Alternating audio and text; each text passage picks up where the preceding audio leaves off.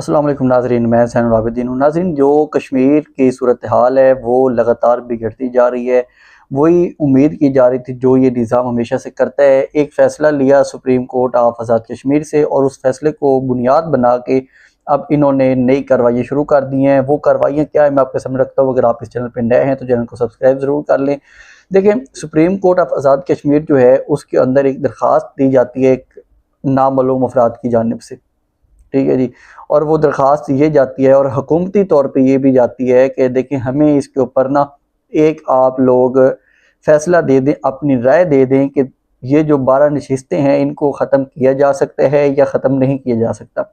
अब ये लोग काम क्या करेंगे कि एक फ़ैसला ले लिया वहाँ से, अब उस फैसले को बुनियाद बना के कि देखिए सुप्रीम कोर्ट ने ये कहा है तो हम उसके ऊपर अमल दरामद कर रहे हैं। बाकी ने कोई आइन की परवाह नहीं होती कि आइन कहाँ पे हमने इसके ऊपर अमल दरामद करना है या नहीं करना। अपनी मर्ज़ी का फ़ैसला उठाएंगे, अपनी मर्ज़ी की बातें उठाएंगे और अवाम के ऊपर इन्होंने क्रैकडाउन शुरू पहले भी कर दिया है, अब मज़ीद भी करेंगे। अब सुप्रीम कोर्ट का जो फैसला है मैं वो आपके सामने रखता हूँ कि सुप्रीम कोर्ट ने कहा है कि जो तरमीम का इख्तियार है वो पार्लियामेंट के पास है, जो आज़ाद कश्मीर की पार्लियामेंट है उसके पास।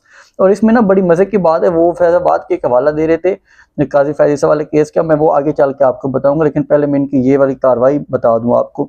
उसके अलावा उन्होंने कहा कि ये जो सीटें हैं ना, ये कोई आम कानून साजी या किसी और तरीके से इंतज़ामी तरीके के ज़रिए से या नोटिफिकेशन के ज़रिए से ये वाली तरमीम नहीं लाई गई या ये वाली सीटें नहीं लाई गई। इन सीटों को ख़त्म करने के लिए दोबारा से एक तरमीम करनी पड़ेगी और वो तरमीम करके फिर ये वाली सीटें ख़त्म कर दी जाएंगी। अच्छा, अब तरमीम करेंगे कौन? तरमीम यही लोग करेंगे जो पहले 12 सीटें बैठ से जीत के आए हुए हैं। वो इस तरमीम के हक़ में वोट देंगे, भला के देखें जो आप ये 12 सीटें ये ख़त्म कर दें और हमें यहाँ से निकाल दें। वो कब ये वाला काम करेंगे? वो कभी भी ये वाला काम नहीं करेंगे। अच्छा, दूसरी साइड पे ये है कि और जो वो हवाला देते हैं ये जज हैं जस्टिस सईद अकरम, सुप्रीम कोर्ट के जो चीफ जस्टिस हैं जिन्होंने ये राय दी है हुकूमती रेफरेंस के ऊपर, उन्होंने कहा कि किसी भी हजूम, मुश्तिल अवामी मतलबात या ज़िली कानून साजी के ज़रिए ये वाला आइन ख़त्म नहीं किया जा सकता। देखें, इस तरह बिल्कुल भी नहीं हो सकता। सबको पता है कि कानून साजी के ज़रिए आइनी तरामीम नहीं होती, लेकिन इस मुल्क में जो पाकिस्तान में या जो पाकिस्तान के लोग वहाँ पे बैठ के ये सिस्टम चला रहे हैं, उन्होंने ये पहले किया है। यहाँ पे इस मुल्क के साथ जो खिलवाड़ कर चुके हैं वो सबके सामने है। अभी जो वहाँ पे आईजी हैं वो यहाँ से गए हैं ना, कैप्टन रिटायर्ड जो लियाकत मलिक साहब हैं, वो कहाँ से गए हैं? पंजाब पुलिस से गए। और पंजाब की बहुत अच्छी कारकर्दगी है इस हवाले से कि वो लोगों को किस तरह डील करते हैं। और जो वहाँ पे एक और साहब है वो भी पंजाब से गए हैं, तो ये पंजाब का सिस्टम वहाँ पे बैठा हुआ है। तो और जो 12 अरकान है वो भी ज़्यादातर पंजाब से ही शिफ्ट होके जाते हैं। तो इसलिए ये जो निज़ाम है वो सीटें ख़त्म नहीं करना चाहता और अब एक फ़ैसला ले लिया है सुप्रीम कोर्ट से भी, और अब उसके ऊपर अमल दरामद करवाने के लिए उन्होंने कहा है कि इसके ऊपर अमल दरामद किया जाए। और उन्होंने कहा कि जो आइन का लफ्ज़ है इसको सुप्रीम लॉ करार दिया गया है, लिहाजा जो आर्टिकल 57 है ये असूल कायम करता है कि तमाम अदारे, हकाम या शहरी या जो भी हैं वो इस आइन के पाबंद हैं। यहाँ तक तो वो रह गए ठीक। अब एक साइड पे वो कहते हैं कि देखें ये नशिस्तें जो हैं ये आइन के ऊपर आई हैं और इनको वो कह रहे हैं कि ये जो धरने का रुझान है इन्होंने मुल्क को अदम इस्तेकाम की तरफ लेके गए हैं। पहले भी ये जब से धरने होते हैं ये वाला कल्चर ख़त्म होना चाहिए। भाई देखें, जब अगर धरने वाला कल्चर ख़त्म हो जाए, ये उन मुल्कों में ख़त्म होता है जिन मुल्कों में कानून के ऊपर अमलदारी होती है। आप लोग अगर कानून के मुताबिक फ़ैसले दें, लोगों को सहूलतें दें, बुनियादी सहूलतें दें, तो वहाँ पे ऑटोमेटिकली धरने होंगे भी नहीं। अच्छा, 12 सीटों के ऊपर एक बात खड़ी है, लेकिन उसके अलावा बाकी जो उनके मतलबात हैं, रोटी के मतलबात हैं, आटे के मतलबात हैं, उनके टैक्स के मतलबात हैं, ये टैक्स इतना लगाते हैं कि जिसकी इंतहा नहीं। 68% टैक्स इन्होंने लगाया हुआ है और सहूलतें ये हैं कि इंसान सोच ही नहीं सकता कि कितनी बदतरीन सहूलतें इन्होंने दी हुई हैं। अच्छा, उसके अलावा मजीद जो रावला कोट में है वो काफ़ी ज़्यादा सूरत हाल संगीन होती जा रही है, क्योंकि वहाँ पे उमर नज़ीर भट्ट के काफ़िले पे पहले फायरिंग की इतलात आई थी काफ़ी ज़्यादा और 2 शहीद भी हैं वहाँ पे।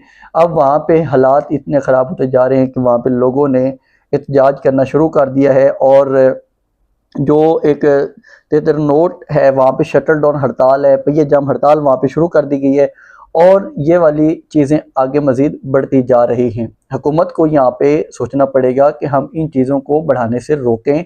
अब बिलावल भुट्टो ने यहाँ पे इजलास बुलवाया हुआ है इस्लामाबाद में ज़रदारी हाउस में। वो ये चाहता है कि इस चीज़ को मैं हल कर सकूं, क्योंकि उनके साथ वादा यही किया गया कि आपको जीबी और कश्मीर दिया जाएगा और वो कश्मीर को अब अपने हाथों से नहीं निकालना चाहते कि ये मेरे हाथों से निकल जाए।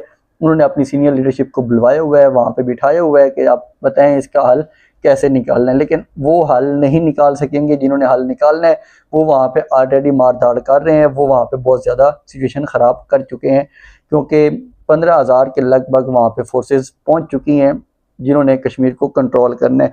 इसके अलावा जो वहाँ पे सहाफ़ी हैं, सहाफ़ियों के गिर्द भी घेरा तंग करना शुरू कर दिया गया है। सुराब बरकत को वहाँ पे उठा लिया गया है, गिरफ्तार कर लिया गया और उसके ऊपर NCCIA का एक केस डाल दिया गया कि देखें ये NCCIA का जो केस है इसमें इनकी गिरफ्तारी मतलूब है, लिहाजा हम इन्हें गिरफ्तार करना चाहते हैं। तो उनके ऊपर भी NCCIA का केस डाल के उनको गिरफ्तार कर लिया गया और 1 रोज़ा जिस्मानी रिमांड भी उनका ले लिया गया। देखें ये सहाफ़ियों के ऊपर तो बहुत ज़्यादा क्रैकडाउन करते हैं, इनका काम ये है, क्योंकि सहाफ़ी जब रिपोर्ट करेंगे और वो ग्राउंड जब रिपोर्ट करते हैं तो मसला तो आता है, क्योंकि ज़्यादती इतनी ज़्यादा होती है फिर इस चीज़ के लिए मसाइल बढ़ते हैं। उन्होंने जो अवामी एक्शन कमेटी है उसने अपने जो पहिया जाम हड़ताल है वो अब उन्होंने अनाउंस कर दी है कि यहाँ से आके हम लोग अब पहिया जाम हड़ताल की तरफ चलेंगे और मज़ीद हम टफ टाइम देंगे इस सिस्टम को। जब तक हमारे मतलबात नहीं माने जाते हम अपना एहतजाज कंटिन्यू रखेंगे। गिलगित बल्तिस्तान में धांधली का वही सिस्टम चल पड़ा है कि निकले किसी वोट किसी और को डाले गए है, धांधली करके किसी और को जितवा दिया गया है। वहाँ पे ये वाला रिवाज बहुत तेज़ी से अब और भी आगे बढ़ रहा है। मज़ीद जब रिज़ल्ट फाइनल होंगे वो भी हम आपके साथ रखेंगे। कुछ रिज़ल्ट इस किस्म के हलकों में गर्दिश कर रहे हैं, अभी तक वहाँ पे रिज़ल्ट फाइनल आया नहीं है, लेकिन ऐसे ऐसे रिज़ल्ट आ गए हैं कि लोग कह रहे हैं कि ये पहले से बता दिया गया कि पीपल्स पार्टी को इतनी नशिस्तें मिलनी है, PMLN को इतनी मिलनी। IPP जो अदम इस्तेकाम कह रहा था मैं, इस्तेकाम पाकिस्तान पार्टी जो बनी हुई है वो वहाँ पे पहुंची हुई है, जिसका अता पता ही कोई नहीं है। उसको यहाँ से पंजाब में पूरे पाकिस्तान से कोई 2-4 सीटें फॉर्म 47 के ज़रिए दे दी गई हैं। अब उन्हें वहाँ पे भी पेश कर दिया गया कि देखें आप गिलगित में भी हमारे नुमाइंदे के तौर पे सामने आए, क्योंकि ये जो किंग्स पार्टी होती है ये सबको पता है कौन बनाते हैं और किस लिए बनाते हैं। अपने मकासद पूरे करने के लिए वो 2-3-4 लोग इस तरह के अंदर रख लेते होते हैं जो उनके मकासद पूरे करते होते हैं। तो इस तरह अब वहाँ पे भी सिचुएशन लगातार ख़राब होती जा रही है। गिलगित की आवाम बैठी है अपने फॉर्म 45 जो उन्होंने वोट डाले हैं उनके मुताबिक लेने के लिए, लेकिन उनको उसके मुताबिक फॉर्म 45 नहीं मिलना। वो अपना एहतजाज करने के लिए भी कह रहे हैं कि हम अपना एहतजाज करेंगे। PTI ऑन ग्राउंड वहाँ पे कुछ भी नहीं है, ना कोई PTI का लीडर वहाँ पे कोई मेन मौजूद है। सारा दिन वहाँ पे मौजूद रहे जो उमर डार और रियाना डार लोग हैं वो वहाँ पे मौजूद रहे, लेकिन कोई ऐसा PTI का वर्कर या PTI का जो मेन क्राउड पुलर है वो वहाँ पे मौजूद नहीं था।